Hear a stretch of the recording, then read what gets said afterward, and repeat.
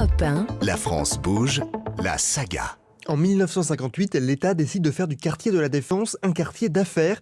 Et pendant plus de 20 ans, jusque dans les années 1980, un terrain reste libre au bout de la dalle de la Défense. Et on ne sait pas trop quoi en faire, il n'est pas très grand et surtout, il est délimité à l'ouest par une voie de chemin de fer. Virginie Picon-Lefebvre, historienne et co-auteure d'un livre sur la Grande Arche de la Défense. Un certain temps, au moins une dizaine d'années, on a organisé des concours successivement pour savoir ce qu'on allait pouvoir faire là. Et le dernier concours, juste avant l'élection de François Mitterrand, avait eu un lauréat qui était Émile Aillaud, qui avait fait un projet d'un immeuble en courbe et qui aurait dû être construit à cet endroit-là. Mitterrand a été le président de la République, demande à interrompre, ou plutôt on lui recommande d'interrompre ce concours et lance un concours international pour ce qu'on appelait à l'époque la tête défense, c'est-à-dire ce terrain à l'ouest, à l'extrême ouest de la zone A de la Défense. Ce concours international est lancé le 7 juillet 1982. Immense succès, plus de 400 projets sont présentés. Et on choisit un projet qui présente donc une forme tout à fait singulière, qui est un grand cube, un tout petit peu décalé, posé donc sur ce terrain. Et on découvre que l'architecte de ce projet est un architecte danois complètement inconnu qui s'appelle Johan Otto von Spreckelsen, qui donc devient le lauréat de ce qu'on appellera ensuite la Grande Arche de la Défense.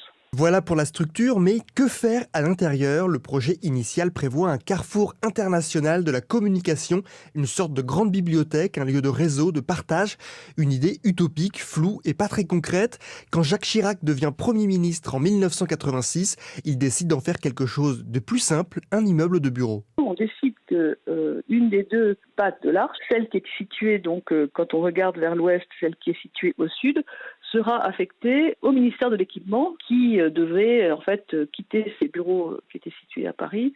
Et donc il y a une sorte d'opportunité. Ça permet de trouver tout de suite des utilisateurs pour cette partie-là de l'édifice. Et on décide donc d'installer de manière très symbolique le ministère de l'Équipement dans ce qui devient finalement le centre de la Défense d'un point de vue symbolique comme d'un point de vue formel. Son architecte Johan Otto von Spreckelsen l'avait décrit comme un cube ouvert, fenêtre sur le monde, situé dans l'alignement quasi exact qui démarre à la pyramide du Louvre et passe par l'Arc de Triomphe. La Grande Arche devient immédiatement un symbole, presque un monument.